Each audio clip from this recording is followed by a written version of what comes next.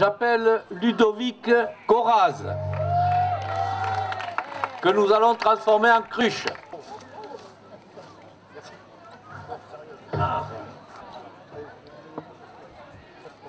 Brosser le portrait d'une future cruche sadiracaise demande d'importantes recherches.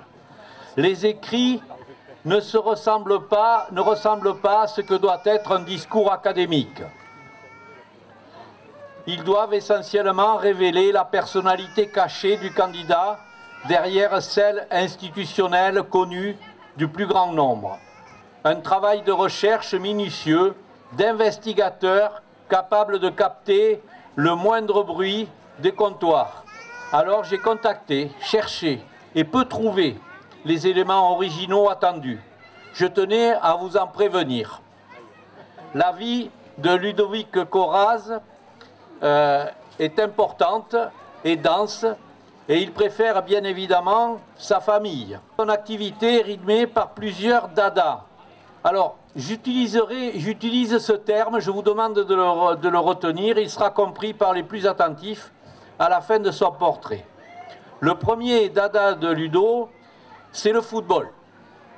À 13 ans, il intègre la première classe foot-études ouverte en France, celle de Soulac, chère à Christian Fétis, et il intègre également de nombreuses sélections régionales, ce qui lui permet de se faire repérer dans le monde du football.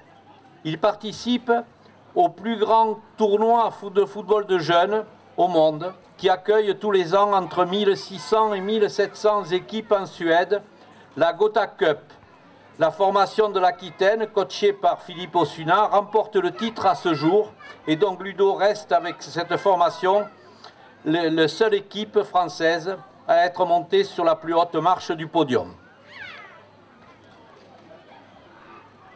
La suite de sa carrière se conjugue avec le club de la jeunesse villenavaise et la société de Gérard Lebihan, C10. Son premier match au plus haut niveau avec la jeunesse villenavaise, et je ne vous précise pas le poste, je ne vous ai pas précisé le poste qu'il occupait sur le terrain. Il est gardien de but, un poste stratégique.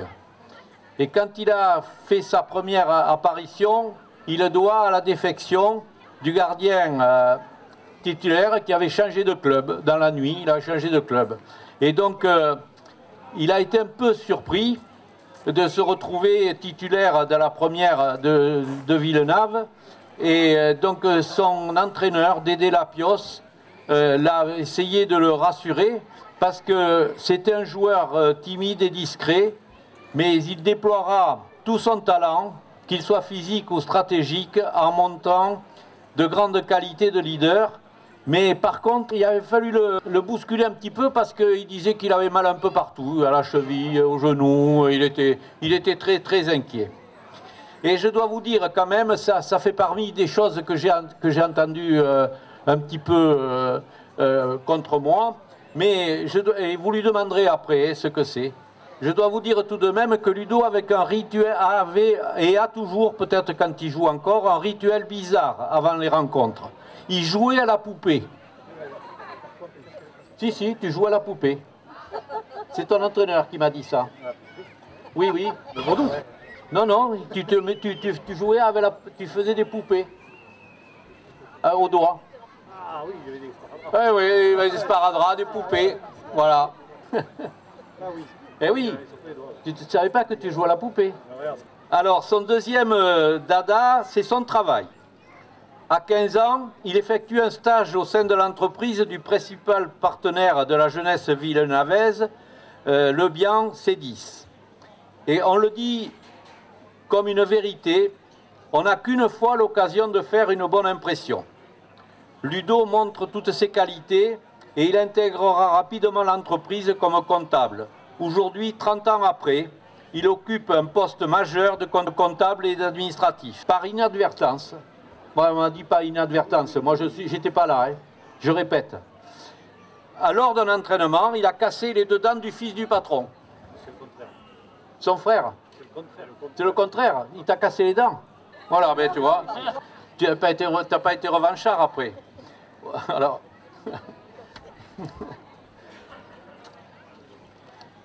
Son troisième dada, ce sont les autres.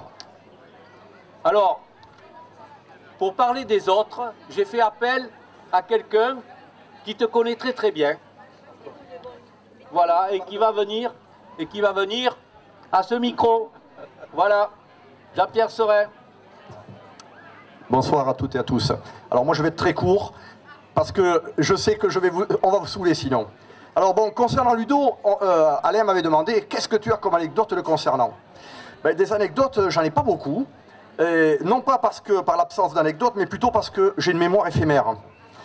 Pour autant, je citerai sa pugnacité. Un exemple, parmi tant d'autres, mais un exemple, c'est lors du précédent mandat, Ludo a proposé la création d'un city-stade. Pour être franc, j'étais pas vraiment sensible à cet aménagement et cependant, bon, je lui ai laissé carte blanche et je dis, ben, écoute, il va se débrouiller avec son bidule et on verra ce que ça donnera. Eh bien, il a mené le sujet de A à Z avec brio. La réalisation est là. Elle est surtout très utilisée par les habitants de la commune, mais aussi des communes avoisinantes, contrairement à ce que j'imaginais. C'est un garçon discret, mais efficace. Il apporte son aide technique et aussi matérielle à bon nombre de manifestations organisées dans le secteur. Sans que son nom soit cité, évidemment, il est très discret. Et enfin, je dirais que je suis fier qu'il assume la gestion de la commune, avec son conseil municipal, bien sûr. À la fin de ce mandat, il aura 25 ans de présence au conseil municipal. Nul doute qu'il aura à cœur de postuler pour un nouveau mandat. Cela portera à 31 ans de présence au service des autres. Et c'est le maître mot sur lequel il faut appuyer, c'est au service des autres. Ça a toujours été son leitmotiv. Merci. Voilà. Qui mieux que Jean-Pierre Serin pouvait vous relater son activité sur la commune de Cursan.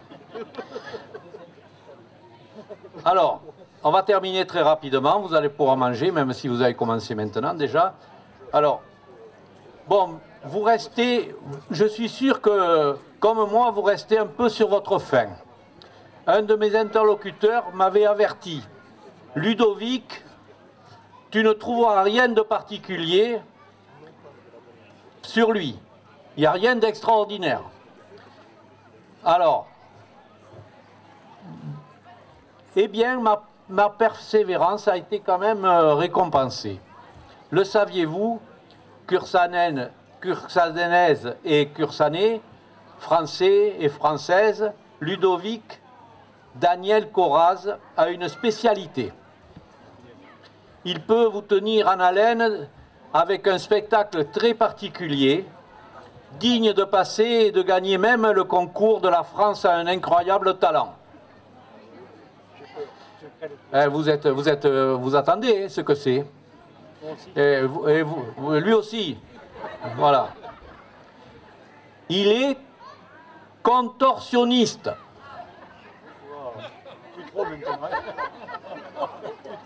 Un dernier dada, oui, mesdames et messieurs. Un contorsionniste original. Il exprime cette capacité exclusivement en privé à votre demande. Donc, quand il descendra, vous verrez avec lui. Il est contorsionniste des doigts de pied.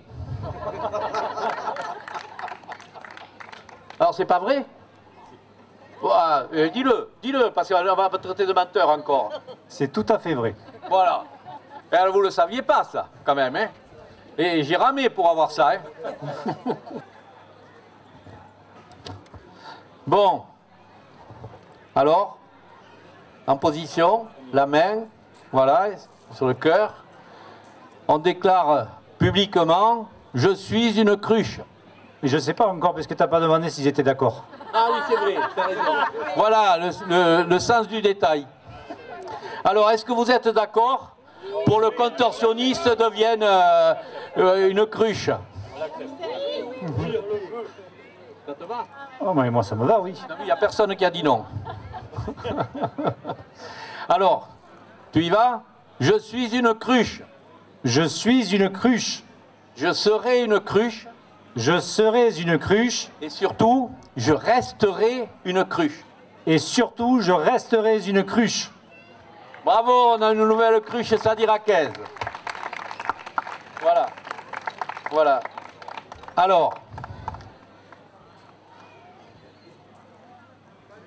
Alors, vous avez donc deux nouveaux cruchots sadiraquais, Yannick Vigneault et Ludovic Coraz.